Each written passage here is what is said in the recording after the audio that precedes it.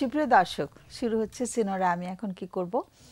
আর আজকের বিষয়বস্তু আমরা ঠিক করেছি যে আমরা শৈশবে যদি খুব ভালোবাসাহীনভাবে বড় হই, অর্থাৎ যথেষ্ট ভালোবাসা আমরা হয়তো অনুভব করিনি, হয়তো দেয়া হয়েছে, বাবা মা তো অনেক সময় বলেন আমরা বাবা মা তোমাকে ভালোবাসবো না, কিন্তু কথা হচ্ছে আমাদের বাচ্চাটা হয়তো বা সন্তানটি হয়তো সেভাবে মানে অনুভব করেনি ভালোবাসাটা। তো তার যদি মনে হয় সে একটা ভালোবাসাহীন শৈশবের শৈশবের মধ্যে দিয়ে যাচ্ছে এবং বড় হতে হতেও তার যদি এরকম এই অনুভূতিটা থেকে যায়, কারণ আমাদের শৈশবের অনুভূতিগুলো খুব ইম্পর্টেন্ট, খুব গুরুত্ব বহন করে, তো তার মধ্যে একটা ভালোবাসার একটা ঘাটতি, একটা অভাব বোধ কিন্তু সে ক্যারি করতে থাকে। তো এই যে মানুষটি বড় হচ্ছে আস্তে আস্তে, ভালোবাসার যথেষ্ট ছোঁয়া পায়নি, স্পর্শ পায়নি, সে কি বড় হলে নিজেকে ঘৃণা করতে শুরু করে? এরকম একটা ব্যাপার আমরা চিন্তা করি বা আমরা শুনি। আমাদের ক্লায়েন্টরা যখন আমাদের কাছে আসে, আমরা কিন্তু শুনতে চেষ্টা করি যে তার শৈশবে তার বাবা মার সাথে ওর কী অভিজ্ঞতা হয়েছে বা পরিবারের অভিজ্ঞতা কেমন হয়েছে, ও কি নিজেকে অ্যাকসেপ্টেড মনে করতো কিনা, অ্যাটাচড ফিল করতো কিনা, যথেষ্ট নৈকট্য বোধ করতো কিনা তাদের সাথে, সেরকম অনেক তথ্য আমরা নিয়ে থাকি। তো আজকে আমরা সে বিষয়টি আরও ভালো করে বুঝতে চাইবো। আমাদের দুজন অতিথি আছে, তাদের কাছ থেকে আমি পরিচয় করিয়ে দিচ্ছি তাদের সাথে। তারা দুজনেই আমার খুবই প্রিয় ছাত্রছাত্রী বলবো, শিক্ষক শিক্ষক হিসেবে আমার একটা পরিচিতি আছে, তো আমি পরিচয় করিয়ে দিচ্ছি। একজন হচ্ছে রাউফুন নাহার, তোমাকে স্বাগত অনুষ্ঠানে। রাউফুন কাজ করছে ঢাকা বিশ্ববিদ্যালয়ে এডুকেশনাল এবং কাউন্সেলিং সাইকোলজি ডিপার্টমেন্টে, ও শিক্ষকতা করছে। আর একজন হচ্ছে সমী সুরিত, সমী কাজ করছে ব্র্যাক বিশ্ববিদ্যালয়ে, ও একজন মানে কাউন্সেলিং ইউনিটের ও দায়িত্বে আছে। কাউন্সেলিং এখন তো ওয়েলনেস সেন্টার বলে, ও যেখানে মানসিক স্বাস্থ্য সেবাগুলো মানে পরিচালনা করা হয় যেখান থেকে, সেটার পরিচালক হিসেবে অনেকটা, সেটা কোঅর্ডিনেটর হিসেবে কাজ করছে। তোমাকেও স্বাগত অনুষ্ঠানে। তো দুজনেই তো খুবই ভালো, নিশ্চয়ই দুজনেই খুব ভালো, তোমাদের কি বলবো, খুব প্রিপারেশন নিয়ে এসছো। আমি বাংলাটা খুঁজে পাচ্ছিলাম না, তো কে বলবে আগে? আচ্ছা, আমি ছোট করে কয়েকটা পয়েন্ট বলে রফুনের কাছে ছেড়ে দিই। যেটি ম্যাডাম আপনি প্রথমেই বলছিলেন যে আমরা যেই ক্লায়েন্টদেরকে দেখি আমাদের সাইকোথেরাপির প্র্যাকটিসে, তো ফলে আমরা একটু উল্টো করে দেখছি জিনিসটা। বড়দেরকে আমরা যখন পাচ্ছি, তো তখন আমরা যে ইস্যুগুলোকে দেখছি যে হয়তো নিজের প্রতি ভালোবাসার অভাব, একটা হচ্ছে নিজের প্রতি ভালোবাসার অভাব, নিজের যত্নের অভাব দেখছি আমরা। আরেকটা হচ্ছে কখনো কখনো এটাও কিন্তু দেখি কোনো কোনো বড়দের মধ্যে যে ভালোবাসা হয়তো কেউ দিতে চাইছে কিন্তু নিতে পারছে না। এটাও কিন্তু আমরা দেখি যে ঘৃণার পাশাপাশি ভালোবাসা নেয়ার ক্ষেত্রেও একটা বাধা, প্রতিবন্ধকতা বা একটা রেজিস্ট্যান্স আসছে নিজের ভেতর থেকে, প্রতিরোধ আসছে, একসেপ্ট করতে পারছে না ভালোবাসাটা, এবং নিজের নেতিবাচক দিকগুলোই বেশি বেশি নিজের সামনে উঠে আসছে, এবং নিজেকেও হয়তো একটু বেশি বেশি সমালোচনা করার বিষয়টা চলে আসছে। এবং এদের হিস্ট্রিটা যখন আমরা নিচ্ছি বা আর একটু ভেতরে যাওয়ার চেষ্টা করছি বিষয়গুলো, তখন কিন্তু এই যে ছোটোবেলার ইস্যুগুলো চলে আসছে, আপনি যেটি শুরুতে একটু বলছিলেন। এবং বেশিরভাগ ক্ষেত্রে আমরা যেটা পেয়েছি যে বাবা মার কাছ থেকে যেই নৈকট্যটা সন্তান এক্সপেক্ট করে তার মতো করে, সেখানে একটা কনসিস্টেন্সির অভাব ছিল বা কোয়ালিটির অভাব ছিল। এবং এটা যেটা আমরা বলি যে সবসময় আসলে কোয়ান্টিটির বিষয় না, এটা সময়ে যতটুকুই হোক না কেন কোয়ালিটিটা পাচ্ছে কিনা। এবং সেখানে আসলে একটা বাচ্চার তো অনেক ধরনের চাহিদা থাকে ছোটবেলায়, কিন্তু একটা শিশুর যে একটা অন্যতম বৈশিষ্ট্য হচ্ছে ইমোশনালি আমরা বলি যে খুব ভালনারেবল থাকে, কারণ তার কগনিটিভ ব্রেনটা তখনও অত ডেভেলপড না, তার আবেগগুলো কিভাবে ম্যানেজ করবে সেগুলোতে সে খুব স্বাভাবিকভাবেই স্ট্রাগল করে। তখন কিন্তু বড়দের একটা দায়িত্ব হচ্ছে তাকে একটু সাপোর্ট করা এবং তার আবেগগুলো যাতে সে একটু আস্তে আস্তে প্রকাশ করতে পারে নিজের মতো করে, সেই স্পেসটা দেওয়া। তো সেখানে যখন একটা সন্তান বড় হবার সময় খুব একটা সাপোর্ট পায় না, সেটা বাবা মা বা বাবা মার মতো আরও যে মানুষরা আশেপাশে থাকেন, সেটার একটা ক্ষত বয়ে বেড়ায়, এবং যত বড় হতে থাকে তখন দেখা যায় যে নিজে এগুলো একটু নিয়ে নেয়, নিজের সাথেও নিজেকেও হয়তো সেই স্পেসটা দিচ্ছে না সে তখন, আর নিজেও ভালোবাসাটা প্রকাশ করছে না এবং ভালোবাসাটা নিতে পারছে না। তো একটা বাধা প্রাপ্ত হ্যাঁ হচ্ছে হ্যাঁ, এগুলো একটু ভালোবাসাটা। ডালপালা মেলতে থাকে তখন। তবে এটাও ঠিক যে এটাকে আবার এটা নিয়ে কাজ করা সম্ভব, এটা কাজ করে এটার পরিবর্তন সম্ভব। ফোন চলে এসছে, নিয়ে আসি ফোনটা। হ্যাঁ, হ্যালো। হ্যালো, আসসালামু আলাইকুম ম্যাম। ওয়ালাইকুম সালাম। ম্যাম ভালো আছেন? হ্যাঁ, তুমি কি আরেকদিন ফোন করেছিলে? আমি বোধহয় অনেকদিন আগে একবার ফোন করেছিলাম, রিসেন্ট না, অনেকদিন আগে। তোমার ভয়েসটা খুব পরিচিত লাগছে শুনতে। হ্যাঁ, বল। ম্যাডাম, আমি একটু আপনাকে আসতে শুনতে পাচ্ছি, আপনি কি একটু কাইন্ডলি জোরে বলবেন? আচ্ছা, এখন শুনতে পাচ্ছি। এখন শোনা যাচ্ছে? জি, ওকে, জি, ম্যাডাম। Thank you. আচ্ছা ম্যাডাম, হয়েছে কি যে আমি আসলে আজকে আমার দুটো পার্সপেক্টিভ বা দুটো ছোট ছোট বিষয় আমি একটু ছোট করে বলবো, মানে দুই ধরনের Sure. বিষয়। একটা হচ্ছে যে আমি আসলে ছেলেবেলা থেকেই আসলে আমার প্যারেন্টসদের দ্বারা মেন্টালি আসলে মানে আমার আপব্রিঙ্গিংটা ভালো ছিল না, আচ্ছা। এবং আমি আসলে ম্যাডাম মানে একটা যে গুড প্যারেন্টিং, প্রপার প্যারেন্টিং সেটা পাইনি কখনো। এবং দেখা যাচ্ছে যে এখন পর্যন্ত আমার পড়াশোনা শেষ এবং আমি একটা ছোটখাটো যে একটা জব করি, তো এখন পর্যন্ত দেখা যাচ্ছে যে আমি আমার বাবা মার উপরে কখনোই সন্তুষ্ট ছিলাম না, এবং মানে বিশেষ করে আমার মা এবং বাবা উভয়ই।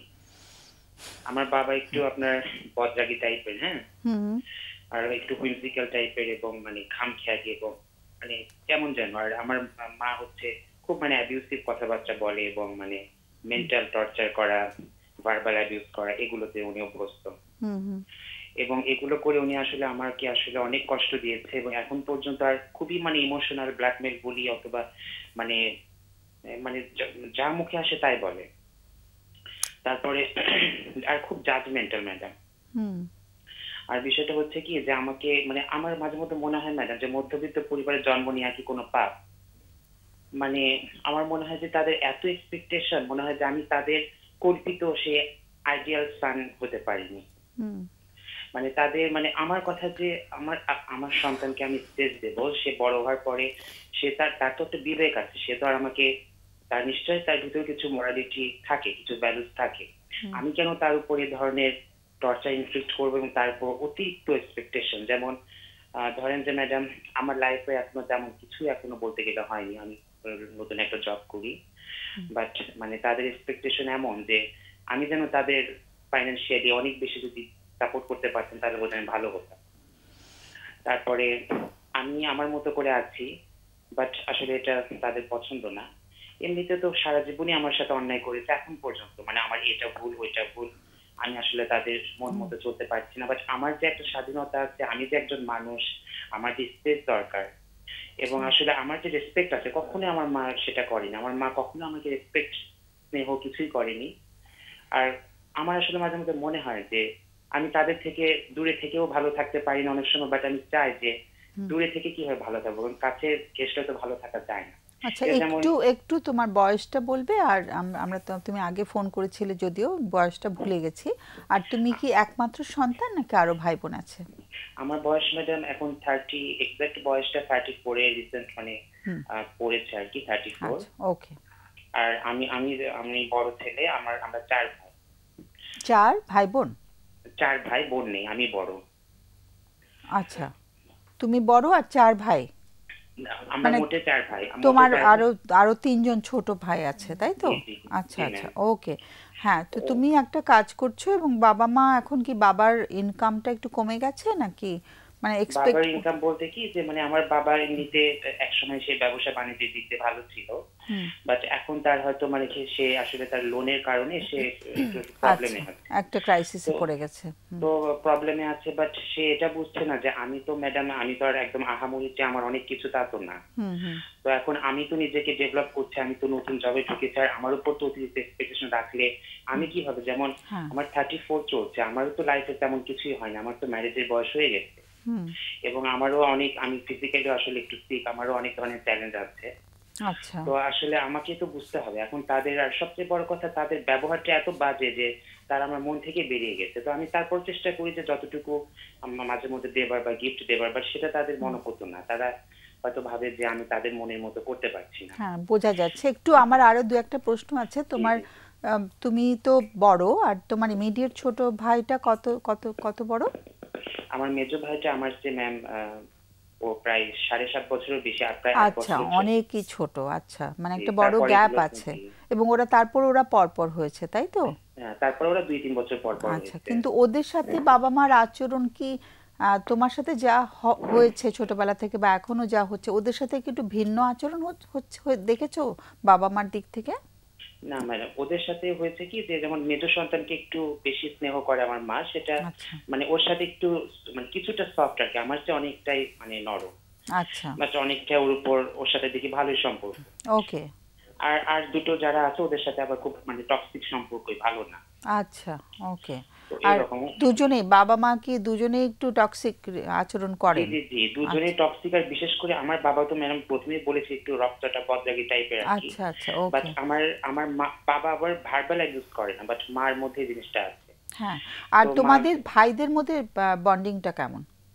ভাইদের মধ্যে ম্যাডাম সম্পর্কটা বন্ডিংটা আসলে ভালো না, ওদের ছোট দুজনের মাঝে বন্ডিং একটু আছে, বাট আচ্ছা, আমি আসলে না ম্যাম ওই যে আসলে ডিসরেসপেক্টটা মেনে নিতে পারি না, তো ওদের সাথে আমার আসলে প্রবলেম মানে হয়। তুমি ধরতে গেলে একটু লোনার আর কি, একটু জি জি জি একা হয়ে গেছো পরিবারের জি ম্যাডাম, মধ্যে। একা হয়ে গেছে। তার সবচেয়ে আরেকটা কষ্টের বিষয় যে আমার আমার জব প্লেসটা আমার এলাকাতে, অথচ দেখা যাচ্ছে যে আমাকে বাইরে থেকে জবটা করতে হচ্ছে, এবং আমি নিজস্ব ফ্যামিলিতে এখনো হয়নি। হুম, তো দেখা যাচ্ছে যে একা একা থেকে আমাকে জবটা করতে হচ্ছে, একা একটা বাসায় একা থেকে। আচ্ছা আচ্ছা, ওকে। আর আমার বাবা মা থেকেও যেন নেই এরকম একটা আচ্ছা, বিষয়। আর ওদের দুজনের বাবা মার দুজনের মধ্যে সম্পর্কটা কেমন দেখেছো ছোটবেলা থেকে? বাবা মার দুজনের মধ্যে সম্পর্কটা ছোটবেলায় দেখেছি একটা সময় যে তাদের মানে একটু আন্ডারস্ট্যান্ডিং এ প্রবলেম হতো, বা মানে রিলেশনে আমার বাবার মধ্যে কিছু প্রবলেম ছিল, বাট ওটা পরবর্তীতে ঠিক হয়ে যায়। মানে আমার বাবার কিছু কারণে আমার মা কষ্ট পেত।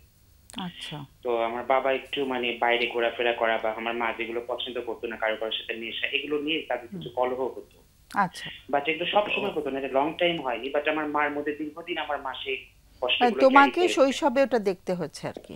আমি শৈশবে ওটা দেখেছি, বাট খুব যে বেশি তাদের অনেক কিছু দেখেছি তা না, বাট যেটাই দেখেছি ওটাও একটা পেইনফুল মানে একটা কাহিনী বলতে পারেন, যে তাদের এক্স্যাক্টলি। মধ্যে একটা, তো এটা দেখেছি। বাট একটা পর্যায়ে এসে ওটা ঠিক হয়ে যায়। হ্যাঁ, আমার বাবা, বুঝেছি, কিন্তু তখন তো তুমি একটু বড় হয়েছো। জি তোমার জি আজকের প্রশ্নটা করে ফেলো, আমাদের অতিথিরা তো অনেকক্ষণ ধরে বসে আছে, জি ওদের জি জি। কিছু প্রশ্ন আমার থাকতে আমার পারে। প্রশ্ন হচ্ছে ম্যাডাম যে যে এই যে একটা যে মানসিক নির্যাতন, এবং আমাকে সবসময় যে এরকম আমাকে ইমোশনালি কথা বলার চেষ্টা করে যে না, আল্লাহ সেটা দেখবে, খুব পরিষ্কার তোমার কথা আল্লাহর থেকে। কাছে আল্লাহর কাছে বিচার দিব, বা হ্যাঁ আল্লাহ, হ্যাঁ, হ্যাঁ। তুমি তো দায়ী আমার আমার থাকবে। প্রশ্নটা হচ্ছে জি, আমার প্রশ্নটা হচ্ছে যে এই ধরনের যে বিষয়গুলো বলে আমাকে প্রতিনিয়ত, যে আমাকে বোঝায় যে আল্লাহর কাছে তুই দায়ী থাকবি, না, দেখে নিব। সেটা আর একটু, আমি সেটা তো বুঝতে মানসিক, পেরেছি। তোমার প্রশ্নটা করে ফেলো, জি ম্যাডাম, আমাদের বিরতির সময় হয়ে যাবে তো আমার তাড়াতাড়ি। প্রশ্নটা হচ্ছে ম্যাডাম যে এই যে মানসিক ভাবে যে আমাকে ইয়ে করে, তো আমি কি আসলে সত্যি কি কোনো প্রবলেমে পড়ে যাব, বা আমি আসলে কিভাবে মেন্টালি আসলে ভালো থাকতে পারবো, যদি কোনো টিপস অথবা কিছু আচ্ছা এটা বলতেন। আর ম্যাডাম আচ্ছা, আরেকটা ছোট্ট কোশ্চেন একটু করবো, সেটা হচ্ছে যে আমার কিছু ওসিডি রিলেটেড প্রবলেম আছে, এখানে যদি কিছু টিপস দেন, কি করে যে বারবার ওয়াশিং, হ্যাঁ, বারবার ইয়ে করে, এখান থেকে যদি কি করলে এটাই আসলে বোধহয় নিজেকে। গত প্রোগ্রামে তুমি এটাই বোধহয় না বলেছিলে। ম্যাডাম, না, আমি ওসিডি ওইটা, নিয়ে কোনো আচ্ছা, বলিনি। ওসিডি নিয়ে কথা হয়নি। আমার আচ্ছা, ওসিডি প্রবলেম আছে, যদি একটু টিপস দিতেন যে কি করা যায়। শিওর, ওকে। জি জি তুমি একটু লাইনে থাকো, আমাদের জি জি অতিথিদের জি। প্রশ্ন থাকতে পারে। রাউফোন তো কিছু বলার সুযোগ পাওনি, কোনো প্রশ্ন আছে তোমার? আহ, আমি প্রশ্ন করতে চাচ্ছিলাম যে আপনি যেটা বললেন, আমরা শুনলাম যে আপনার বাবা মায়ের কাছে আপনি যথেষ্ট না, মানে আপনার ইমেজটা ভালো না, তারা আপনাকে ভালো বলে না, ভালো ছেলে বলে না। আপনার কাছে আপনাকে কেমন মনে হয়? আমার কাছে আমাকে আসলে আমি আমার বিবেকের কাছে আমার মনে হয় যে আমি তো চেষ্টা করছি ভালো থাকার, বা নিজে আমি তো মনে হয় ভালোই, বাট কেন জানি তাদের মতো আমি নিজেকে নিজের বিবেকের কাছে পরিষ্কার, বাট তারা আমাকে অপরাধী কাজ করে, তারপরে মনে হয়, তখন আমার মনে হয় কি যে আমার বোধহয় কোনো বিপদ হবে, আর তারা আমাকে এবার ব্ল্যাকমেল করে। ভয় লাগে। আর এমনিতে ব্যক্তি হিসেবে আপনার কাছে আপনি নিজেকে কেমন লাগে? আমি আসলে শুনতে পাচ্ছি না এই কথাটা। ব্যক্তি হিসেবে নিজেকে আপনার কেমন লাগে একজন? ব্যক্তি হিসেবে নিজেকে আমার মোটামুটি সবসময় যে অনেক ভালো বা এক্সপেক্টেড লাগে তা না, বাট ভালো লাগে। বাট সব টক্সিক বা ভার্বাল যখন সব কথাবার্তা শুনি, তখন খুবই মানে একটা কষ্টের মধ্যে পড়ে যায়, এবং টেনশনের মধ্যেও কাজ করে। ঠিক আছে, কোনো প্রশ্ন? অনেক অনেক ধন্যবাদ, এত সুন্দর করে গুছিয়ে বলেছো। হ্যাঁ, আমরা অনেক কৃতজ্ঞতা প্রকাশ করছি তোমার কাছে। হ্যাঁ, খুবই সুন্দর করে, খুব সুন্দর ভাষায়, খুব গুছিয়ে বলেছো আমাদেরকে। তুমি শোনো, আমাদের সাথে থাকো, আমাদের অতিথিরা আলোচনা করবে। হ্যাঁ, তুমি আমাদের সাথে থেকো, বলো আগে। উনি যেটা একটা ওনার টেনশনের কথা বললেন, যে যে অভিশাপগুলো বাবা মা হিসেবে দেন সেটা আসলেও লাগবে কিনা, যেহেতু উনি ওসিডির কথাও বলছিলেন, তো যখন একটা দুশ্চিন্তা শুরু হয় সেটাতে অনেকটা সময় চলে যায় এবং সেটা ম্যানেজ করাটাও কঠিন হয়ে যায়। তো আমি যেটা বলবো যে আমরা আমাদের জীবনে কিছু বিষয় থাকে যে আমরা আসলে ম্যানেজ করতে পারি, নিয়ন্ত্রণ করতে পারি। কিছু বিষয় থাকে যেটা নিয়ন্ত্রণ করা সম্ভব না। তার মধ্যে একটা হচ্ছে আমি ব্যক্তিগতভাবে বলবো যে আমাদের বাবা মাকে পরিবর্তন করা। মানে এটা একটা সন্তানের সাধ্যেরও বাইরে, তার বাবা মাকে পরিবর্তন করা। অনেক প্রত্যাশা করে অনেক সন্তান যে আমার মা যদি এরকম হতো, যদি এরকম হতো কত ভালো হতো। আমি শুনেছিলাম একটা বাচ্চা বলেছিল যে তোমাদের বাদ দিয়ে আমি নতুন বাবা মা কিনে আনবো। ছোটবেলায় বলেছিল। সেটাই। তো এটা একটা বিষয় যে বাবা মায়ের তাদেরকে পরিবর্তন করাটা এখন অনেকটাই অসাধ্য সাধন। যেটা করতে হয় যে আমি কিভাবে সম্পর্কটা তাদের সাথে মেনটেন করব। এবং উনি যেটা বলেছেন যে বাবা মায়ের অভিশাপ লাগে কিনা, ওনার যদি ওনার নিজের কাছে উনি বলেছেন ওনাকে ভালো লাগে এবং উনি কিন্তু দায়িত্ব পালন করছেন, তো সেক্ষেত্রে নিজের কাছে যেহেতু উনি ক্লিয়ার, তাহলে এবং উনি চেষ্টাও করছেন, তাহলে অভিশাপ তো আসলে মানে কিভাবে লাগবে, উনি তো ওনার দায়িত্ব পালন করছেন। তো এই জায়গাটাতে আমি বলবো যে যদি এটা ওসিডির সাথে রিলেটেড হয়, এই দুশ্চিন্তাটা আসছে, সেটা লজিক্যাল কিনা, তাহলে সেক্ষেত্রে আমি বলবো যে এটা নিয়ে ওনার ভাবার জায়গা আছে, যে না এটার যুক্তি নেই, যেহেতু আমি দায়িত্ব পালন করে যাচ্ছি। আর বাবা মারা যখন আসলে অভিশাপ দেন তখন তাদেরও কোনো অ্যাংজাইটি বা দুশ্চিন্তার জায়গা থেকে তাদের চাহিদাগুলো পূরণ না হওয়ার কারণে। আচ্ছা, একটা প্রশ্ন করা যেত বোধহয়, যে বাবা মা কারোর মধ্যে আবার ওসিডির কোনো লক্ষণ আছে কিনা। মানে বাবা খুব বদরাগী, ওসিডি থাকলে কিন্তু রাগ খুব বেশি কাজ করে, সেরকম কোনো মেজাজ খিটখিটে মানে ফ্যামিলি হিস্ট্রি মানে ইমিডিয়েট মানে বাবা মার মধ্যে অনেকের থাকে, একটু জানতে পারলে ওটা ভালো হতো। এখন তো আমরা ও লাইনে নেই। আর ওসিডি না থাকলেও অ্যাংজাইটি খুবই কমন। আমরা গবেষণায়ও দেখেছি যে প্রায় প্রতিটি পরিবারে একজন না একজন সদস্য থাকে যিনি অ্যাংজাইটিতে ভুগছেন। সিনিয়র সিটিজেনদের মধ্যে বেশি, আগের জেনারেশনটা, সেখান থেকে পরের জেনারেশনে আসে। তো এটা একটু অনুমান করে নেওয়াই যেতে পারে যে থাকতে পারে, কারণ ওনাদের ঋণ আছে, সবকিছু নিয়ে ওনারা দুশ্চিন্তাগ্রস্ত। তো যেটা হচ্ছে যে ওনারাও লজিক্যালি হয়তো আচরণটা করতে পারছেন না, যে কিভাবে আমি আমার চাহিদাগুলো পূরণ করব, কিভাবে আমি আমার সন্তানকে অনুরোধ করব, কিভাবে আমরা একসাথে আমরা আমাদের সমস্যাগুলো কে মোকাবিলা করব, সেই ওয়েটা ওনাদের নাই। সন্তানকে চাচ্ছেন যে আমাদের সমস্যা সমাধান করে দাও, সমস্যার সমাধান হচ্ছে না, তখন অভিশাপগুলো আসছে। তো সেই অভিশাপ তো আসলে লেগে যাওয়ারটা হ্যাঁ সেরকম কোনো বিষয় না। এবং আর একটা যেটা বিষয় যে ওনার বড় সন্তান হিসেবে, আমারও আসলে দুটি সন্তান, এবং সেক্ষেত্রে আমি দেখি যে বড়জনের উপর দিয়ে অনেক ঝড় যায়। হ্যাঁ, ছোটরা যখন আসে মানে পৃথিবীতে বেশিরভাগ ঝড়ই বড়টার উপর দিয়ে যায় আর কি বলা যেতে পারে। হ্যাঁ, এবং তারা যে ছোটদের যে বন্ধু হতে পারে না, ভাই থাকে, বড় ভাই থাকে, বন্ধুত্বটা যে হয় না, সেটারও কারণ হচ্ছে অনেক ধরনের ডিপ্রাইভেশন। ছোটজন যখন আসে বড়জনের প্রতি মনোযোগ কমে যায়। বড়জনের এমনও হয় যে বাবা মা কখনোই বড়জনকে মারেনি, কিন্তু ছোট সদস্য আসার পর হয়তো তখন তারা তো ডিসঅরিয়েন্টেড থাকে। ডিসঅরিয়েন্টেড মানে হচ্ছে তারাও আসলে ঠিক মানে ছন্দে থাকে না। তো তখন হচ্ছে এভাবে ওনারও কিন্তু একটু ক্ষত জমে গেছে, যে আমার বাবা মা যেমন মেজোটার সাথে ওর ভালো সম্পর্ক, ছোটগুলোর সাথে ঠিক আছে, কিন্তু আমি যেন বেশি একা, আমার ভাই বোনদের সাথে আমার সম্পর্ক ভালো না, আমার মায়ের সাথেও সম্পর্ক ভালো না।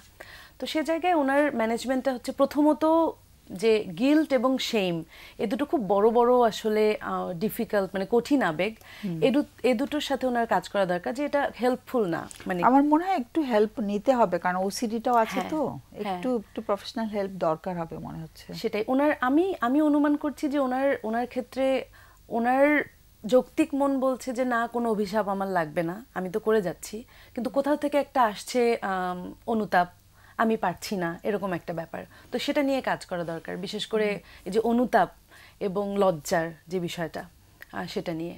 সেম যেহেতু করে বাবা মা বা অন্যরাও, বড় ছেলে হিসেবে তুমি কি দায়িত্ব পালন করছো, তো ওনার এই বিষয়টা নিয়ে বসা দরকার। আর সব কিছু পরিবারের সমাধান করার দায়িত্ব ওনার একারও না। সেই দায়টা ওনার আসলে একারও না। সেটাই, কিন্তু সে একাকিত্বেও ভুগছে মনে হলো।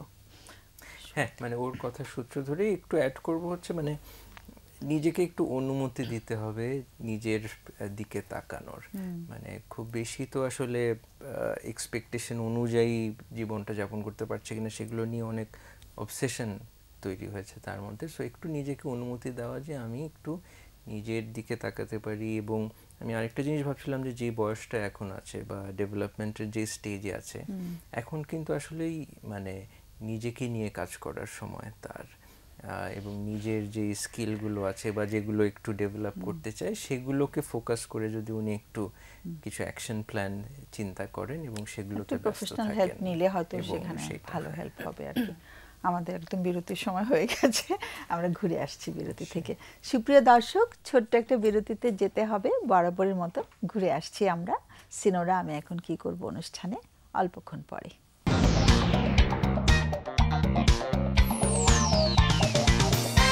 সুপ্রিয় দর্শক, আমরা বিরতির পর ফিরে এলাম সিনোরা আমি এখন কি করব অনুষ্ঠানে। আর আমরা আজকে যে বিষয় নিয়ে আলোচনার অবতারণা করেছিলাম সেটা ছিল যে যারা ছোটবেলাতে ভালোবাসাহীনভাবে বড় হয় তারা কি বড় হতে হতে নিজেকে ঘৃণা করতে পারে কিনা। আর আমাদের একজন দর্শক বন্ধু কল করেছিল, আমরা ওর কথার কিছুটা আলোচনা করেছি ওর কথা নিয়ে। তো আশা করছি যে কিছুটা হয়তো টিপস পেয়ে থাকতে পারে, যথেষ্ট আমরা দিতে পারি না এখান থেকে। তো যাই হোক, আমাদের আজকের টপিক নিয়ে আমাদের একজন অতিথি কথা বলার সুযোগ পায়নি, আমি তার কাছে যাচ্ছি। তখন ভাইয়া খুব সুন্দর করে আসলে গুছিয়ে বলেছে এই সময় বিশেষ করে চাহিদার জায়গাগুলো, শিশুদের চাহিদার জায়গা বুঝে যে তারা সাপোর্ট, যত্ন, ভালোবাসাটা পায়, সেটাকেই তারা আসলে ভালোবাসা হিসেবে পারসিভ করে। আমি যেটা অ্যাড করব সেটা হচ্ছে যে শিশুর বয়সের সাথে সাথে চাহিদার যে পরিবর্তনগুলো, একটা মানব শিশুর শৈশব সম্ভবত পৃথিবীর সমস্ত প্রাণীর শৈশবের থেকে দীর্ঘ। মানে তার শৈশবটা, আমরা তো 18 বছর পর্যন্ত ধরি শৈশব কৈশোর মিলে।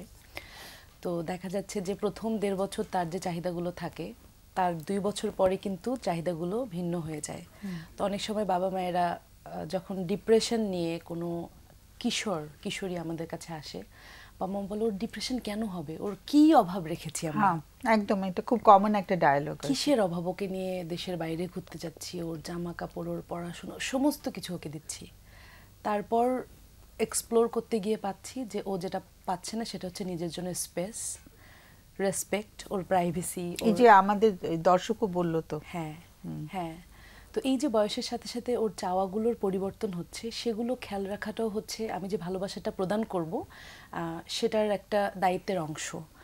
যে কারণ ভালোবাসার সংজ্ঞাটা আসলে কি, যে আমার বেড়ে ওঠার জন্য আমার প্রয়োজনগুলো আমাকে বুঝবে, আমার আবেগীয় প্রয়োজন, আমার বৈষয়িক বা যে মানে শারীরিক মানসিক বিকাশের জন্য আমার যে চাহিদাগুলো সেরকম। যেমন প্রথম 1.5 বছর কিন্তু খুব বেশি ডিপেন্ডেন্ট থাকে একটি মানব শিশু। তাকে খাওয়ানোর জন্য একজন প্রয়োজন হয়, ঘুম পাড়ানোর জন্য, কোলে নেওয়ার জন্য, কারণ সে তো নিজে হাঁটতেও পারে না।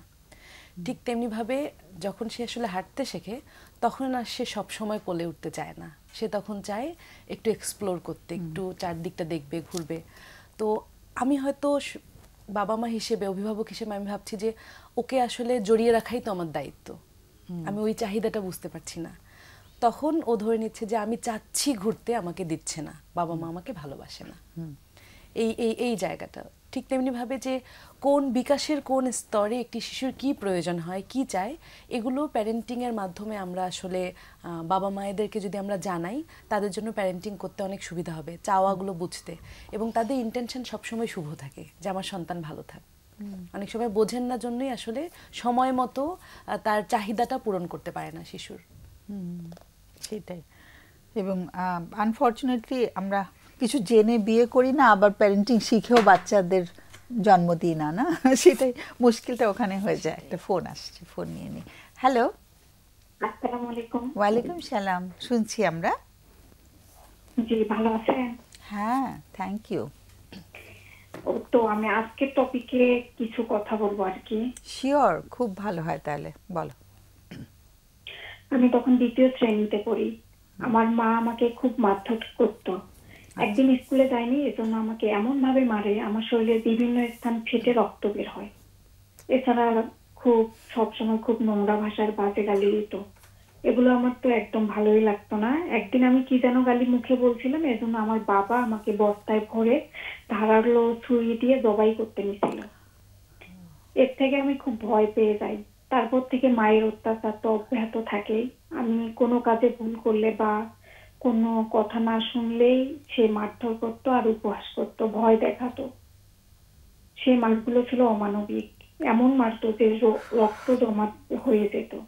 এরপর সাথে নোংরা গালি, এগুলো আমাকে ধীরে ধীরে আমার চঞ্চলতা থেকে শান্ত করে দেয়। স্কুলে গিয়ে আমি কারোর সাথে তেমন খেলতাম না। এক কোণে গাছের গুঁড়িতে বসে সকলে খেলতো, আমি তা দেখতাম। মানে আমার ভেতরে শৈশবের যে চঞ্চলতা, ওটা অনেকটা হারিয়ে যায়। তারপর আমি তাই মনে মনে ভাবতাম যে যদি বাসায় না যাওয়া লাগতো, যদি রাত দিন স্কুলেই থাকতে পারতাম, অনেক ভালো হতো। তাহলে বাসায় গিয়ে আর মায়ের মারগুলো খেতে হতো না। তারপর এলাকায় যখন আমার মানে সমবয়সী যাদের সাথে খেলতাম, তখন আমি খেলায় বেশি পারতাম না। তখন ওরাও আমাকে অনেক মানে আমাকে খেলায় নিতে চাইতো না, বলতো যে তুই খেলাতে পারিস না, তোর জন্য আমাদের দল হেরে যাচ্ছে। তারপর আমি আর ওদের সাথে খেলতাম না। পরে আমি আমার থেকে ছোট যারা, তাদের সাথে খেলতাম, যে তারা কোনো কিছুই বলতো না। তারপর এক সময় আমি একা একাই খেলতাম, যেমন লুডো আমি একাই খেলতাম, এখনো আমি একাই খেলি লুডো। আচ্ছা। ছোটবেলায় আমাকে সন্ধ্যার পর বাজারে যেতে হতো, আব্বু অনেক রাতে বাজার করে দিতে। এই অন্ধকারে 5 কিলোমিটার রাস্তা আসতে একটা ছোট্ট মেয়ের অনেক কষ্ট হতো। এটা বাসায় বলতাম, কেউ তখন বুঝতো না। বাজারটা তোমাকে ক্যারি করতে হতো? জি, আমি করতাম। ক্লাস 2 থেকে ক্লাস 5 পর্যন্ত। ক্লাস 6 যখন উঠি তখন বাজারে যেতে হতো না, আচ্ছা। আমাকেই ক্যারি করতে হতো। কিন্তু এসব কথা বাসায় বলতে কেউ বিশ্বাস করতো না। মা আমাকে উল্টা বকাবকি করতো। একদিন মা আমাকে কাটারি দিয়ে এমন ঢিল দিছে যেটা আমার গলায় এসে লেগে রক্ত বের হয়েছে। কিন্তু আমাকে হচ্ছে যে এরকম করতো, কিন্তু মানে আমার খালাতো বোন বা মামাতো ভাইরা ওদেরকে আবার অনেক প্রায় মানে অনেক করতো, ভালোবাসতো। ওদের সাথে কোনো খারাপ ব্যবহার করতো না, ওদেরকে আদর করতো। আমার বাবা সেম আমার ফুফাতো ভাইদের অনেক আদর করতো, কিন্তু আমার বেলায় হচ্ছে যে এত খারাপ ব্যবহার করতো আমার সাথে। কাটারি দিয়ে কি বললে ওটা ঠিক বুঝিনি। ওটা হচ্ছে যে কাটারি বলতে যেটা দিয়ে তরকারি কাটা হয়, এটা গ্রামেই প্রচলিত ছিল অনেক আগে। আচ্ছা। এখন নাই, এখন তো বটি ব্যবহার করা হয়। ওটা হচ্ছে পিছনে সুতালো একটা হাতল থাকে। আচ্ছা আচ্ছা, লোহার। আচ্ছা, ওইটা দিয়ে তোমাকে কি করেছিল? ঢিল মেরেছিল, ওটা আমার একদম গলার ওটা আচ্ছা, ছুঁড়ে মেরেছিল যেটা তোমার গলায় এসে লেগেছে? হ্যাঁ, গেথে গিয়ে একদম রক্ত বের হয়েছিল, একদম ভিতরে ঢুকছিল। ওটা তোমাকে উদ্দেশ্য করে ছোড়া হয়েছিল? জি, আমাকে উদ্দেশ্য করে। এটা কি মা? হ্যাঁ, আমি তো তখন ছোট ছিলাম। তারপর মা বললে যে মা একটু বদরাগী বেশি? জি, আমার মা। ওকে। আর তোমার অন্য ভাই বোন? আমার তো হ্যাঁ, অন্য ভাই বোনরা ছিল। আমি যেহেতু বড় ছিলাম, ওরা কোনো দোষ করলে সেটাও আমার উপর এসে পড়তো। কয় ভাই বোন তোমরা? আমরা 3 ভাই বোন। আমি একাই বোন আর আমার ছোট 2 ভাই। আচ্ছা আচ্ছা, ওকে। পরে কি বাজারের দায়িত্বটা ভাইকে দেওয়া হয়েছিল যে ক্যারি করাটা? ক্লাস 6 এ উঠি, তারপর থেকে আমি বাজার যাইনি। হ্যাঁ, তখন আমার ভাই এটা করতো। আচ্ছা আচ্ছা, ওকে। হ্যাঁ, এখন তোমার বয়স কত? এখন তো আমার বয়স 30 বছর। 30 বছর, ওকে। সো তুমি এখনকার কথাও কিছু বলতে চাও আমাদেরকে? হ্যাঁ, এগুলো তো আমার ছোটবেলার আরো কিছু কথা আছে। তারপর আমি ওগুলোর জন্য আমার এখন কি কি সমস্যা আছে আমি এগুলো বলবো, প্লিজ। তারপর তো একটা পারিবারিক অনেকটা বিচ্ছেদের জন্য বাবা মা আলাদা হয়ে যায়। মা নানা বাড়িতে যায়, নানা বাড়ি আমাদের কাছেই ছিল। তারপর হচ্ছে যে আমার বাবা, যদিও কথাটা বলতে চাচ্ছি না, আমি তাকে অনেক শ্রদ্ধা করি এবং ভালোবাসি। মানে অনেক মেয়েদের প্রতি অ্যাট্রাক্টিভ ছিল, মানে পরকীয়া যেটাকে বলে। তো ওই কারণে হলো কি আমাদের প্রতি অনেক উদাসীন ছিল এতটাই উদাসীন যে আমি হচ্ছে যে আমার যেটা হচ্ছে যদি রেজাল্ট কোনো খারাপ করতাম, আমি কিন্তু খুব খারাপ স্টুডেন্ট ছিলাম না, অনেক ভালো স্টুডেন্ট ছিলাম, কিন্তু এক কথায় পারিবারিক পরিচর্যার কারণে আমি হচ্ছে যে আমার রেজাল্ট ভালো করতে পারতাম না। যেমন আমি গণিতে ক্লাস 8-এ পেয়েছিলাম 27, ওটা যদি কেউ যত্ন নিয়ে আমাকে পড়াইতো বা আমাকে কোনো প্রাইভেট দিত তাহলে কিন্তু ধরেন যে আমাকে পাস করাটা আমার তেমন কোনো ডিফিকাল্ট ছিল না, এগুলো বিষয়।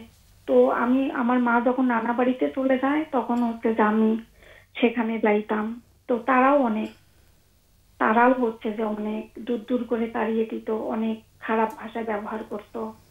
তারপর ছুটির দিন যেগুলা ছিল এগুলা হচ্ছে যে এভাবে কাটাতাম। তখন আমার সাথে আমার সমবয়সী যারা ছিল তাদেরকে কেউ আমার সাথে মিশতে দিত না, মানে তাদের বাবা মা আমার সাথে মিশতে দিত না, যে হচ্ছে যে আমার ফ্যামিলি ব্যাকগ্রাউন্ড ভালো না, আমার সাথে মিশে ওদের পড়াশোনা হবে না, ওরা খারাপ হয়ে যাবে, এরকম মন মানে বাবা মার বিচ্ছেদ হয়ে গেছে, ওইটা একটা কারণ? ওইটা একটা কারণ। আচ্ছা আচ্ছা, ওকে।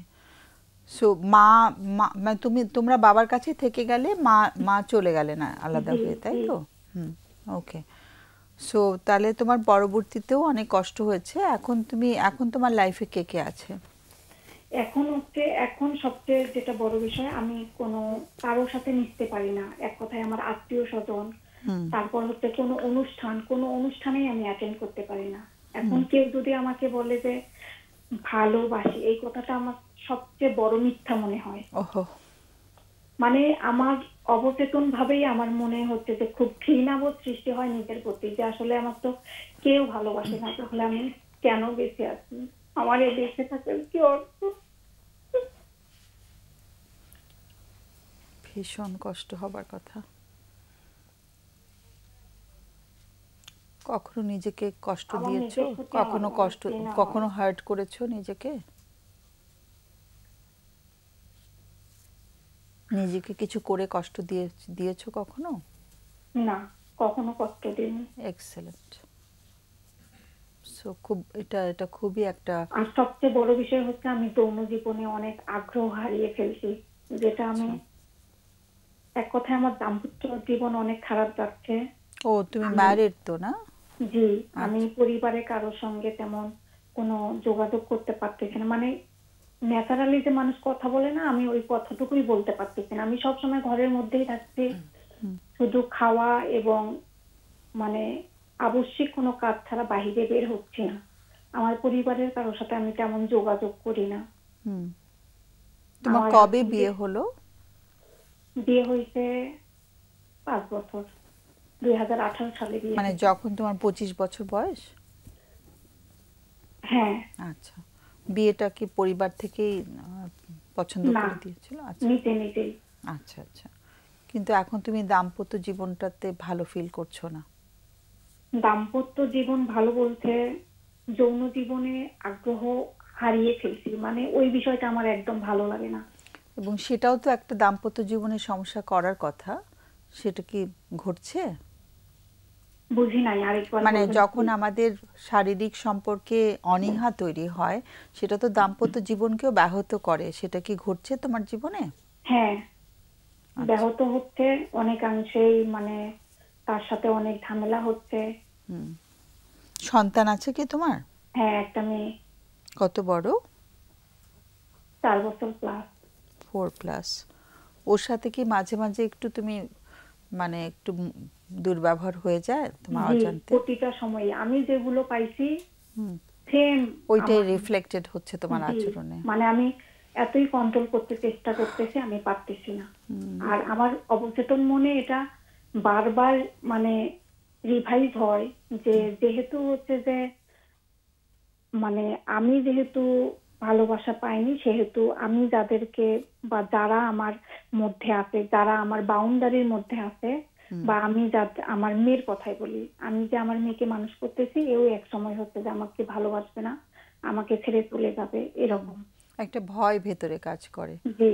এবং তোমার হাজবেন্ডের সাথে তোমার শারীরিক সম্পর্ক বা যৌন জীবন যেটাই বলে, সেটাতে আগ্রহ কমে গেছে তোমার, সেটার জন্য হাজবেন্ডের সাথেও একটা সম্পর্কের টানাপোড়েন চলছে কি? আমি একদম ভেবেই নিছি যে আমাকে কেউ ভালোবাসে না, এগুলো মিছে মিছি এরকম।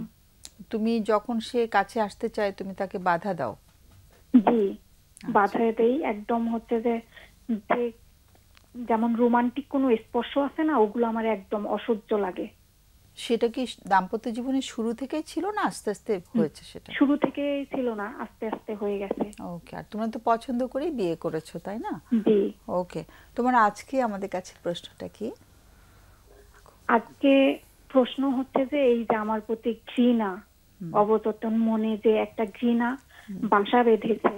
যেমন আমি কোনো অনুষ্ঠানেই আমি অ্যাটেন্ড করি না, পারিবারিক হোক, ঘরোয়া হোক, বাইরে কোনো অনুষ্ঠান হোক, বা হচ্ছে কোনো আত্মীয় স্বজন প্রতিবেশী কারোর সাথে আমি মিশি না।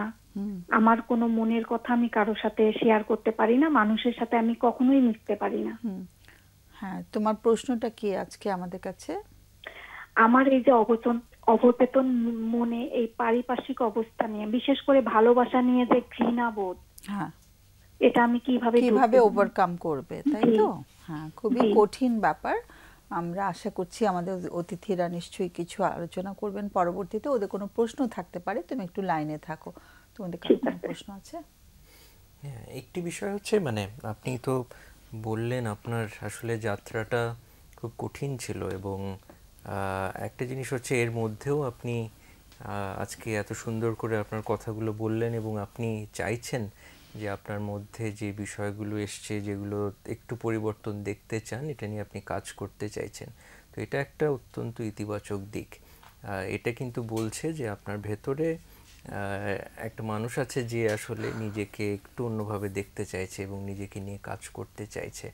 আপনি কি একটু চিন্তা করেছেন যে যে জায়গাগুলো আপনি বলছিলেন যে আপনার মধ্যে চলে আসছে, যেগুলো আপনি পেয়েছেন, আপনি একটু অন্যরকম কিরকম হতে চান?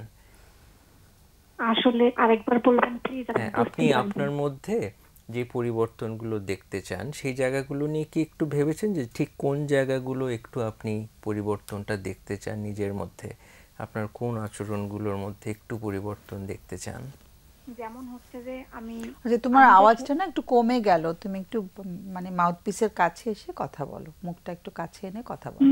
আমি যে সবসময় যে অবচেতন মনে উপলব্ধি করি যে হচ্ছে আমাকে সবাই ঘৃণা করে। না, সেটা তো বোঝা গেছে। ও প্রশ্নটা ছিল তুমি কি এখন এটা পরিবর্তন হচ্ছে দেখতে আমি চাচ্ছ? দূর করতে চাই। আর সবচেয়ে বড় বিষয় হচ্ছে আমার মেয়ে আছে, একটা ছোট্ট একটা মেয়ে আছে, তার প্রতি আমি মানে তাকে আমি শারীরিক আঘাত থেকে অনেক মানে দুর্ব্যবহার করি তার সাথে, আমি এটা বুঝতে পারি। এটা আমি কন্ট্রোল করতে চাই, যাতে আমি যেটা আমার শৈশব যেটা ছিল সেটা যেন তার শৈশব না হয়, তার শৈশবটা যেন অনেক উজ্জ্বল হয়, অনেক ভালোবাসায় ভরপুর থাকে।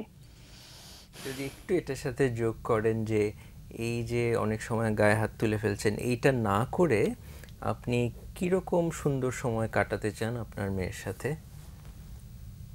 যেমন আমি তার সাথে কখনোই খেলাধুলা করতে পারি না, মানে আমার মেজাজ আমি কন্ট্রোলেই রাখতে পারি না। দেখা যায় যে সে আমার সাথে খেলতে চায়, যে আম্মু চলো আমরা এটা দিয়ে খেলি। দেখা যায় যে আমি তার সাথে না খেলে তাকে হচ্ছে যে মোবাইল দিচ্ছি বা কোনো ইলেকট্রনিক ডিভাইস তার হাতে তুলে দিচ্ছি, যে এখন কার্টুন দেখো, আমরা পরে খেলবো, এই বিষয়গুলা। তারপর হচ্ছে দেখা যাচ্ছে যে সে একটা কাজ করে ফেলছে, ছোট মানুষ একটা ভুল করে ফেলছে, সেটা আমি তাকে মানে বুঝিয়ে বলতেও তো পারি যে আম্মু এটা করা যাবে না, এটা ভালো না, কিন্তু এই কথাটা আমি তাকে না বুঝিয়ে সরাসরি তাকে শারীরিক নির্যাতন করে ফেলতেছি, মানে সরাসরি তার কোনো কথা না শুনেই তার গায়ে হাত তুলতেছি। ভীষণ উপলব্ধিটা তোমার খুব পরিষ্কার। আমাদের আরেকজন অতিথি প্রশ্ন করবে। হ্যাঁ, একটু লাইনে আমরা থাকো। আলোচনাই করতে পারি, প্রশ্ন আলোচনা করতে পারি। ওকে, অনেক অনেক ধন্যবাদ এবং অনেক সহমর্মিতা তোমার জন্য। তুমি আজকে আমাদের টপিকের একদম একেবারেই মানে মিলে যাচ্ছে তোমার সবকিছু আজকে টপিকের সাথে। সো ভীষণ কৃতজ্ঞতা প্রকাশ করছি, সহমর্মিতা প্রকাশ করছি। আমাদের অনেক শুভ কামনা রইল তোমার জন্য। আমাদের অতিথিদের আলোচনা শোনো কেমন। অনেক অনেক ধন্যবাদ ফোন করার জন্য আমাদেরকে। আগে বলবে? হ্যাঁ, মানে আসলে একটা যেটা এক্সপিরিয়েন্স করেছেন উনি, এটা তো একেবারেই খুবই অন্যায় কিছু আচরণ উনি পেয়েছেন, এবং আমরা ঘৃণার কথা বলছিলাম, আসলে এখানে তো একদমই ওইটাই বললো, শব্দটাই বলেছে। ঘৃণা এবং শারীরিক নির্যাতন দুটোই হয়েছে সব মিলে। এবং আরেকটি যেটি খুব ইম্পর্টেন্ট, যে নিজেকে ঘৃণা করছে, নিজেকে ঘৃণা করছে, সেটাও যেমন উঠে এসছে।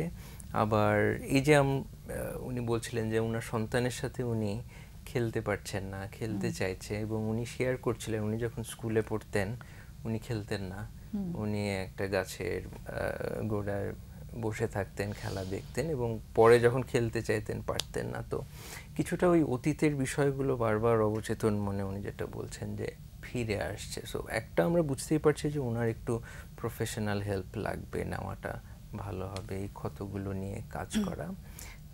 তবে ওনার জায়গা থেকে একটু নিজের সাথে কথা বলার তো আসলে কোনো বিকল্প নেই, যে কিভাবে, যেটা আমি একটু জানতে চাইছিলাম যে পরিবর্তনটা কোথায় দেখতে চান, কোন খেলাটা আসলে কিভাবে উনি খেলতে চান, এবং নিজেই একটু উদ্যোগ নিতে পারেন কিনা, এবং সেটার জন্য একটু নিজেকে এগেইন অনুমতি দেওয়া যে উনি অন্যরকম হতে পারেন, অন্যরকম হওয়ার একটা ক্যাপাসিটি ওনার আছে। এবং সেটার একটা প্রমাণ হচ্ছে এই যে আজকের আমাদের সাথে যোগাযোগ করা, কথা বলা, এটাই আসলে এটা একটা বড় প্রমাণ যে ওনার একটু অন্যরকম হবার সম্ভাবনাটা আছে। এবং সে খুব সুন্দর করে উত্তর দিয়েছে তোমার কথার, যে আমি এটা তো করতে পারি, কেন করছি না, উত্তরটা আছে কিন্তু করতে পারছি না। এক্স্যাক্টলি, ওই অনুমতিটা একটু নিজেকে দেয়া যে খেলা যেতে পারে, নিজের জীবনটা উপভোগ করার পূর্ণ অধিকার ওনার আছে। আমি যেটা বলবো, মানে এখানে কথা বলে আমরা যতটুকু সাপোর্ট দিতে পারি, হেল্প উনি নিতেই পারেন। একটা হচ্ছে যাদের মধ্যে দেখি যে সোশ্যাল অ্যাংজাইটি বা সমাজের অন্যান্যদের থেকে নিজেকে গুটিয়ে নিয়েছেন, ওর অ্যাটাচমেন্ট ট্রমা হয়েছে, অ্যাটাচমেন্ট ট্রমা হয়েছে, সেখান থেকে এখন তো আসলে গুটিয়েই ফেলেছেন, এখন একদম অ্যাটাচমেন্টে আর যেতেই পারছেন না, যেতেই পারছেন না। আমি অ্যাটাচমেন্ট ট্রমা কেন আমি টার্মটা বললাম, ও পড়াশোনা করেছে তো ও দেখতে পারে, এটা ইন্টারনেটে মানে পড়তে পারে যে হোয়াট ইজ অ্যাটাচমেন্ট ট্রমা কি, সেটাই। তো এটা মানে অনেক সময় যখন আমরা নিজের সম্পর্কে ভালো বোধ করি না, নিজেকে অপছন্দ করি, এবং এই ধরনের নিজের একটা কষ্টের একটা অতীত থাকে, তখন নিজেকে এই যে একা করে ফেলি এবং মনে হয় যে পৃথিবীর অন্য সবাই সুখী, শুধুমাত্র আমি দুঃখী। তো এই জায়গাটা নিয়ে আমরা কাজ করি এভাবে যে দুঃখ কষ্ট জীবনের অংশ। এই জন্য না গ্রুপ থেরাপি করতে পারলে খুব ভালো হতো। দুঃখ কষ্ট জীবনের অংশ, প্রত্যেকটা মানুষের কিছু না কিছু দুঃখ থাকে এবং ত্রুটি থাকে। ওনার অনেক গুণও আছে, ত্রুটিও যেমন আছে সবার থাকে, ওনার অনেক গুণও আছে। তো উনি যদি এখন থেকে একটু একটু কমননেস, আমার সাথে আরেকজনের মিলের জায়গাগুলো কি কি, ওনার চোখে অমিলটাই বেশি ধরা পড়ে হয়তো, যে ওর ওটা আছে আমার নেই, ও ওটা পারে আমি পারছি না। মিলের জায়গাগুলো যদি উনি একটু দেখেন, যেমন হচ্ছে যে মায়েরা, অধিকাংশ মায়েই কিন্তু মেজাজ হারিয়ে ফেলেন। ওনার কাছে এরকম ব্যাখ্যা মনে হতে পারে যে যেহেতু আমি এটার বেশি শিকার হয়েছি, আমিই খারাপ মা। কিন্তু সন্তান পালন খুবই কঠিন একটি কাজ আসলে, কারণ শিশুদের ওই যে যৌক্তিক যে ব্রেইনের যে যৌক্তিক অংশটা কাজ করে না, ওরা কিন্তু অনেক ধরনের এলোমেলো কাজ করে, সেটা দেখে নিজেকে স্থির রাখা কঠিন। আমি মা হিসেবে আমি বলবো যে আমি যতই আমার মনোবিজ্ঞানের আমার চর্চা থাকুক না কেন, আমিও মেজাজ হারিয়ে ফেলি। তো সেই জায়গাটা থেকে ওনাকে আমি বলবো যে নিজেকে কিছুটা অংশে ক্ষমা করা, যেটা আমি করেছি সেটা করেছি, এখন আমি একটু একটু করে কিভাবে পরিবর্তন করতে পারি, এবং অন্য মানুষের দুঃখের সাথে একটু একাত্ম হওয়া, যে ওদের জীবনে দুঃখ আছে সেটা ভিন্ন ধরনের, আমারটা ভিন্ন ধরনের, আমি একা না, আমাদের সবার জীবনে যুদ্ধ থাকে, দুঃখ থাকে। এটা আর একটা হচ্ছে শরীরের যত্ন দিয়ে শুরু করা। মানে এটা আমি নিজেও মনে করি যে আমাদের বডি হচ্ছে, my body is my home. মানে কারণ বাসা পরিবর্তন করলেই বাসা, কিন্তু আমি মানুষটা যেখানে যাই সেটাই আমি, সেটাই আমার সংসার, সেটাই আমার ঘর। তো শরীরের যত্ন দিয়ে যদি উনি শুরু করেন, যেমন যখন ওনার প্রচণ্ড পরিমাণে রাগ হবে তখন উনি খেয়াল করতে পারেন ওনার শরীরের কোথায় কষ্টটা হচ্ছে, টানটা লাগছে, যে মুহূর্তে যেখানে সেটা সেভাবেই থাক, উনি ওনার শরীরটার কাছে ফিরে একটু হালকা একটু মালিশ দেওয়া শুরু করুক, একটু ম্যাসাজ দেওয়া শুরু করুক, গোসল করুক, একটু পানি খাক, নিজেকে পুষ্টিকর খাবার একটু সার্ভ করুক। তো এই শরীরের যত্ন দিয়ে শুরু করুক, এবং মানসিক স্বাস্থ্য সেবা নেওয়ার প্রয়োজন আছে, কারণ অনেক দূর আসলে গভীরে চলে গেছে ওনার বিষয়টা। আরেকটা যে ক্ষমার কথা তুমি বললে, সেখানে আমি একটু অ্যাড করতে চাইছি যে মানে নিজেকে ক্ষমা করা। আরেকটা হচ্ছে যে এই যে মা যে এত বেশি সহিংস হয়েছেন বা বাবাও হয়েছেন, বাবাও তো মানে চিট করেছেন, সেজন্য তাদেরকেও যদি একটু মন থেকে ক্ষমাটা করে দেওয়া সম্ভব হয় কখনো, তাতেও কিন্তু তার কষ্টটা একটু নিজের কমতে জন্য পারে আর কি। হ্যাঁ, নিজের বোঝাটা হালকা করার জন্য। এক্স্যাক্টলি। ওকে, হ্যাঁ, জাস্ট ছোট্ট করে যে মানে যখনই যতটুকুই করতে পারছেন উনি নিজের জন্য, সন্তানের জন্য, সেটার জন্য ওটাকে নিজেকে মূল্যায়ন ধন্যবাদ করা। দেওয়া এবং রেকগনাইজ করা। আমরা একটু ফোন নিচ্ছি। হ্যালো, হ্যালো, শোনা কম যাচ্ছে, একটু জোরে বলতে হবে। হ্যাঁ, ওয়ালাইকুম সালাম। হ্যালো, হ্যাঁ, একটু আমরা আওয়াজটা একটু জোরে পেলে ভালো হতো।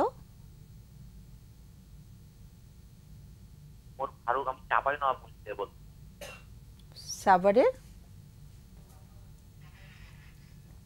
হ্যাঁ, কিন্তু আওয়াজটা একটু কম আসছে। চাঁপাইনবাবগঞ্জ থেকে, সরি।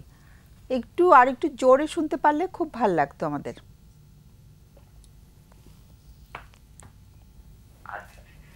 একটু নেটওয়ার্কের সমস্যা হচ্ছে বোধহয়, না ওখান থেকে? ঠিক আছে, আমরা শুনছি তাও। হ্যাঁ, হ্যাঁ, এখন অনেক ভালো, থ্যাংক ইউ।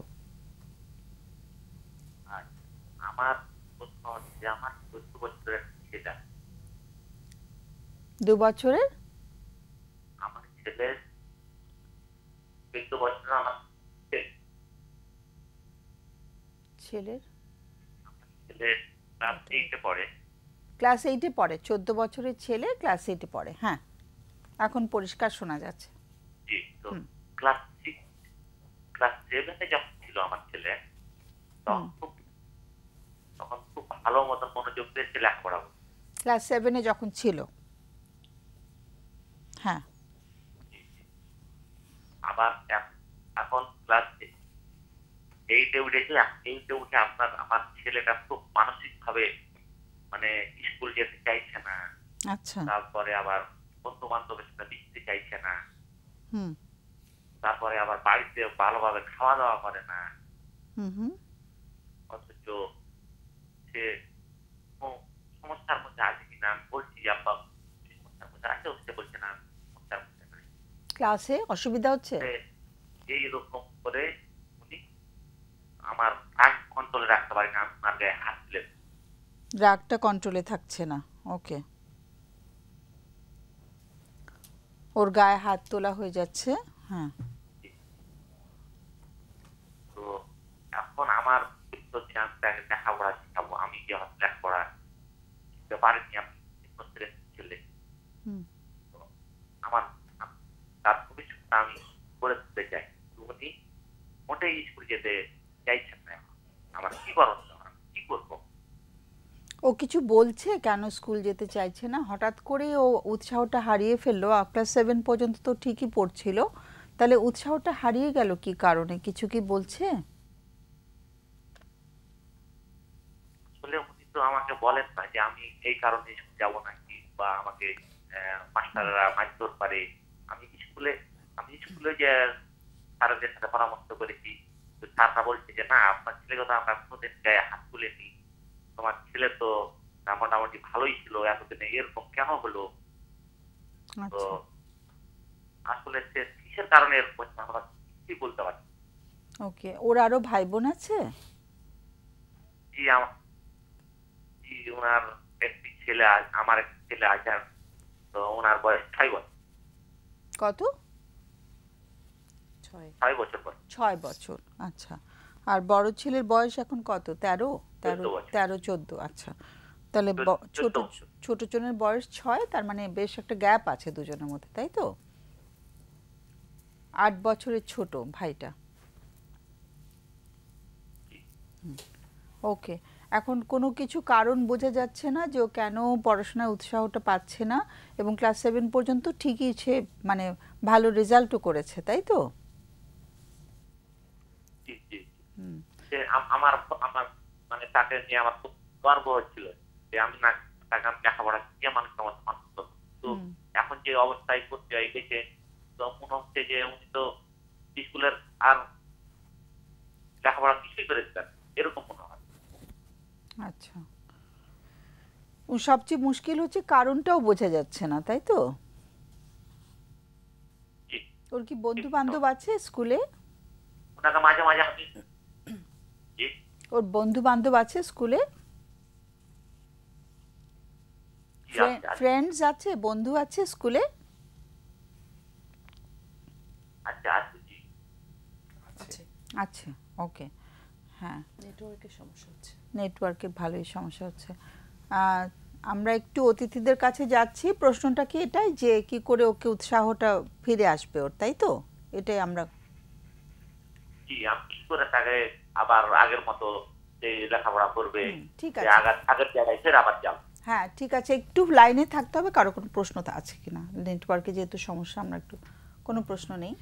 একটু আপনার জায়গা থেকে একটু বলবেন যে আপনি নিজের কাছ থেকে আসলে কি এক্সপেক্ট করছেন এই সময়ে, যে আপনি আপনার জায়গা থেকে কি করতে চান বা কোন উদ্যোগটা নিতে চান? আপনার নিজের কাছে কি কোনো এক্সপেকটেশন আছে? না না, পারবো। Okay. হ্যালো। জি বলুন। হ্যাঁ, আমাদের একজন অতিথি প্রশ্ন ছিল যে নিজের কাছ থেকে কি প্রত্যাশা কাজ করছে, যে ছেলের জন্য কিছু করতে ইচ্ছা করছে, ছেলের জন্য কি কিছু করা সম্ভব কিনা এটা মনে হচ্ছে নাকি? ছেলেকে লেখাপড়া শেখাতে চান? আমার বলেছেনই আসলে যে চাচ্ছি যে ছেলে ও স্বাভাবিক লেখাপড়া আমার ছেলের জন্য যত রকমের প্রকার মানে উৎসাহিত করার আমি ততটুকুই করবো। সেটাই, মানে একটু মনটা খারাপ হয়ে যাচ্ছে যেহেতু ছেলেটা এখন পড়াশোনা করতে চাচ্ছে না, তাই তো? মনটা ভেঙে গেছে। ঠিক আছে, আমরা আলোচনা করছি, কেমন? অনেক অনেক ধন্যবাদ আমাদের ফোন করার জন্য।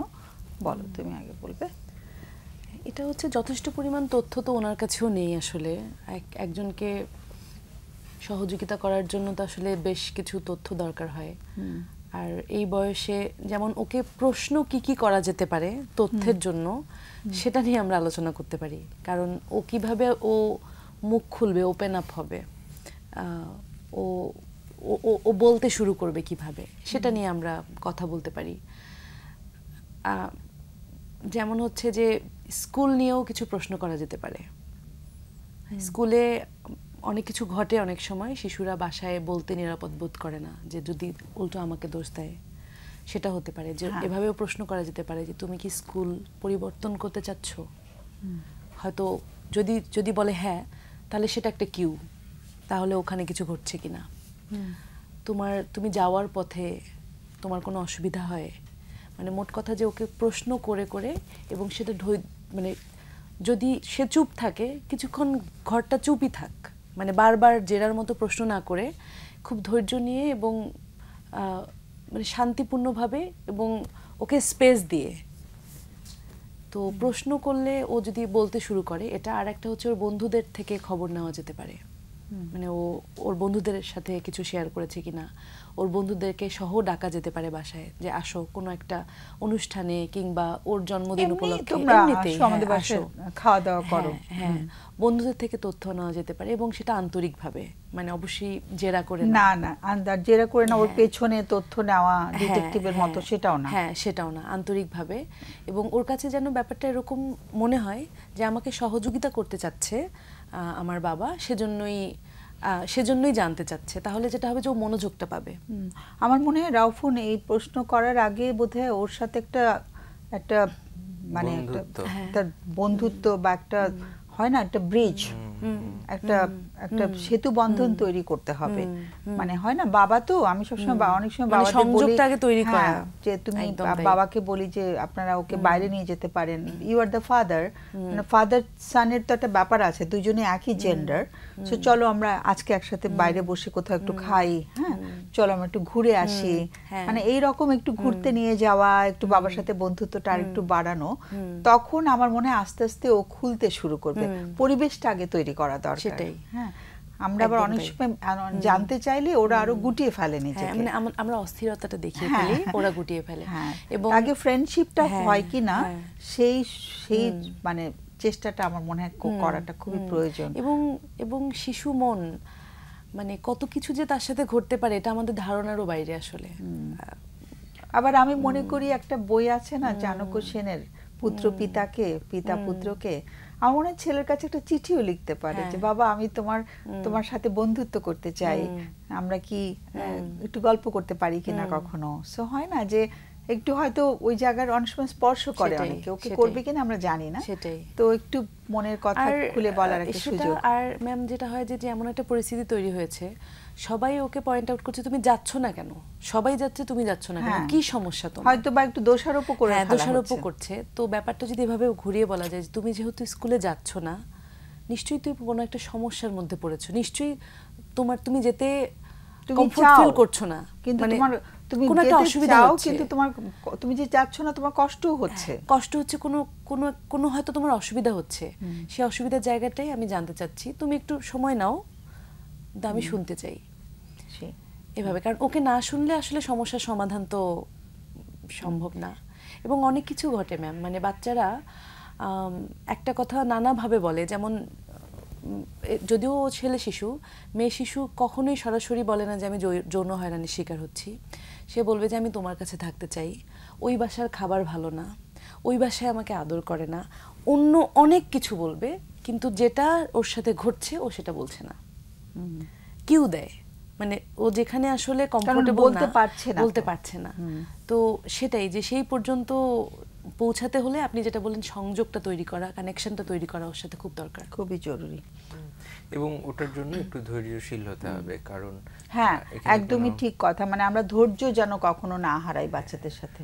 যেটা আমিও একটু বলি যে এমন কিছু যেন না করি যেটাতে সম্পর্কটা ক্ষতিগ্রস্ত হয়, কারণ সম্পর্কটা একবার যদি ক্ষতি হয় তাহলে কিন্তু আরো গুটিয়ে নেবে নিজেকে, এবং এই আলোচনার সম্ভাবনাটা আর থাকবে না। কিন্তু বরং যেটা আপনি একটু বলছিলেন যে এই সমস্যা, কোট আনকোট সমস্যাগুলো নিয়ে আগে আলাপ না করে একটু ঘুরতে যাওয়া, একটু গিয়ে খেলা দেখে আসা, একটু সিনেমা দেখতে যাওয়া, সময় কাটানো, সম্পর্কটা যদি একটা জায়গায় আসে আসলে ওই ট্রাস্টটা নিজে থেকেই তৈরি হবে। এবং তখন এটাও হতে পারে যে জিজ্ঞেস করার আগেই সন্তান হয়তো একটু ওপেন। আবার হয় না যে এক শহর থেকে আরেক শহরে গেলাম, কাছাকাছি দুজন মিলেই শুধু গেলাম বাবা ছেলে, সেটাও কিন্তু একটা মজার ব্যাপার হয় যে আমি শুধু মানে মানে মানে ফাদার এন্ড বয় দুজনই ম্যান, ছেলেও ম্যান হচ্ছে, একদিন ম্যান হবে, সো আমরা দুজন একই জেন্ডারের দুটো মানুষ আমরা ঘুরতে বেরোলাম।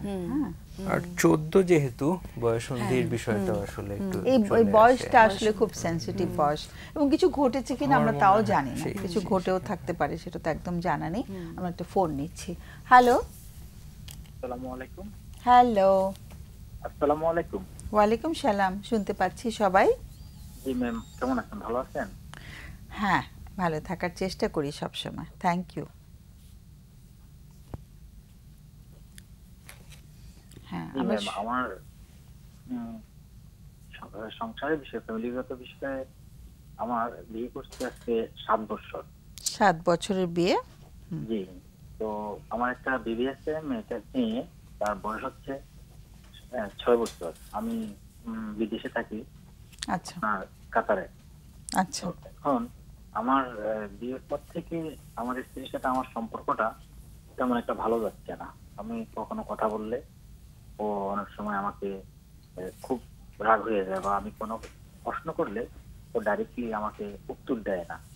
ও সবসময় কি করে, যখন কোনো একটা বিষয়ে কথা বলি, সাংসারিক বিষয়, ও একটু ব্যতিক্রম কথা বলে, মানে সোজা সাপটা আমার কোনো কথার উত্তর দিতে চায় না। তবে চেষ্টা করি ওকে আমার কথাটার উত্তর নেওয়ার জন্য। তখন এটা নিয়ে বার্গেন করতে গেলে অনেক সময় 20 মিনিট, আধা ঘন্টা হয়ে যায়, বিদেশ থেকে ফোন দিয়ে ও ক্লিয়ার করে না। আচ্ছা, দুজন দুই জায়গায় না? জি, আমি ওয়াইফ বাংলাদেশে আছে এবং হাজবেন্ড কাতারে। জি, আমি এখন দেশে আছি। আচ্ছা, বাট বাইরে থাকা হয় বেশি। জি জি, ওকে।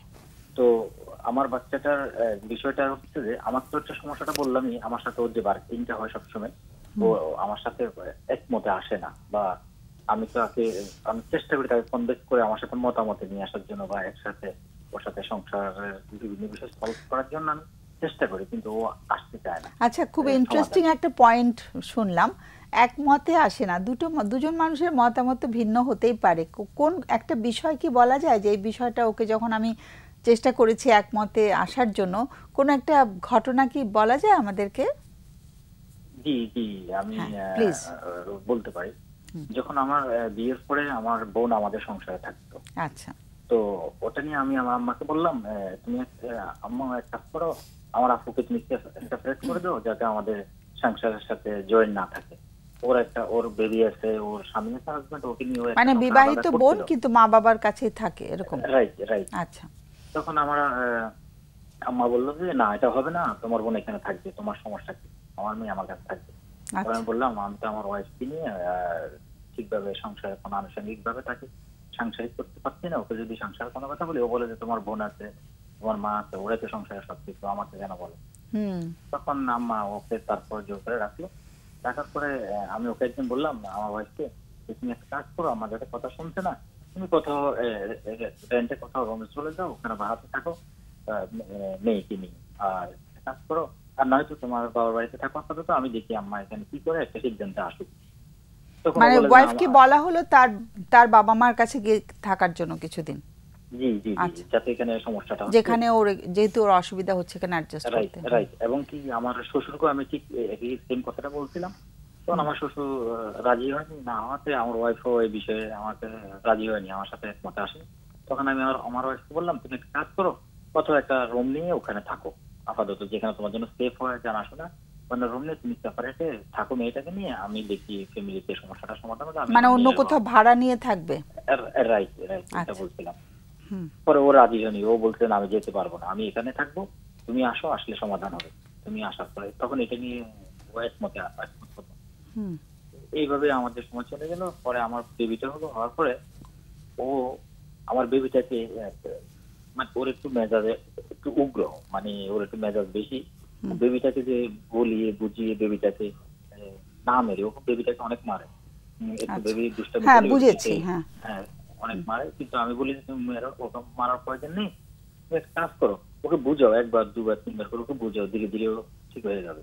ও শুনে না। তখন আমার ফ্যামিলিতে যদি কেউ ওকে বলে যে ওকে মেরো না, তখন ওদের সাথে খুব একটা রাফ ব্যবহার করা শুরু করে, যে তোমাদের কারণে মেয়েটা এমন হচ্ছে। ও যে ওকে মারে বা ওকে আঘাত করে সেটা সে উপলব্ধি করে না, যে একটু বাচ্চা বা ও তো এখন এরকম করবে বয়সে। আচ্ছা, আমাদের হাতে একদম সময় কম আছে, তো তাহলে আমাদের অতিথিদের কোনো প্রশ্ন থাকতে পারে। আজকে আমাদের কাছে প্রশ্নটা একটু বলে ফেললে আমি অতিথিদের কাছে চলে যাব, কেমন? জি ম্যাম, এখন আমার প্রশ্ন হচ্ছে যে আমার ওয়াইফ মানে আমার যে স্ত্রী, ওকে আমি কিভাবে ওকে আমার নিয়ন্ত্রণে আনবো, যে বা স্বাভাবিক পর্যায়ে নিয়ে আসবো, যে বাচ্চাটাকে আদর করে আমার প্রতি তার একটা ভালোবাসা আছে, আমি তো ওকে খুব ভালোবাসি। হ্যাঁ, কিন্তু ও কি ওর শ্বশুর বাড়িতেই আছে এখনো? ও আমার সাথে গত সপ্তাহে ঝগড়া করে ওর না, সেটা তো গত সপ্তাহে গেছে, কিন্তু মানে ও আর যায়নি আলাদা কোথাও, শ্বশুর বাড়িতে থেকে গেছে। না না যায়নি, কোথাও যায়নি, আমার এখানে ছিল। ঠিক আছে, তাহলে প্রশ্নটা হচ্ছে কি, ও বাচ্চাটাকে কিভাবে একটু ভালোবাসবে আর আমার প্রতি তার ভালোবাসাটা কিভাবে বাড়বে। খুবই কঠিন দুটো প্রশ্ন। ঠিক আছে, একটু লাইনে থাকতে হবে, চট করে যদি কিছু জিজ্ঞেস করা থাকে। আমাদের 4 মিনিট সময় আছে। আমি বলতে চাচ্ছি যে আপনার স্ত্রীর বয়স কত এবং উনি কি মানে সংসার দেখাশোনার বাইরে আর কোনো কিছু পেশাগতভাবে করেন কিনা? না ম্যাম, ওনার বয়স হচ্ছে এখন প্রায় 22 বছর, আর ও শুধু সাংসারিক, শুধু 7 বছরের বিয়ে, কুকিং করে আর বাচ্চাটাকে দেখেন। এখন 22 বছর। She was 15 when she got married. এবং আমার তাহলে আরো একটা প্রশ্ন, এই যে উনি একটা বাচ্চা বড় করলেন 6 বছর ধরে, এই সময়টিতে মানে সন্তান বড় করার ক্ষেত্রে উনি কার কার সহযোগিতা পেয়েছেন? বাচ্চাটা বড় করার ক্ষেত্রে সহযোগিতা? আপনি কাতারে যাওয়া আসা করেছেন? জি হ্যাঁ। কারো সহযোগিতা পেয়েছে কি বাচ্চাকে বড় করার ক্ষেত্রে? জি, ও আমাকে একবার বলছে যে আমার যখন বেবিটা হয়, যখন ওর ডেলিভারি হয়, তখন ওর অনেক কষ্ট হয়েছে, ও একা সবকিছু। না, বাচ্চাটাকে বড় করার মানে উনি বাচ্চাকে খাওয়ান, বড় করছেন, গোসল করছেন, এই যে বাচ্চার জন্য যেটা করছেন, মানে নতুন মা হওয়ার পর উনি মূলত সহযোগিতা কার কাছে পেয়েছেন?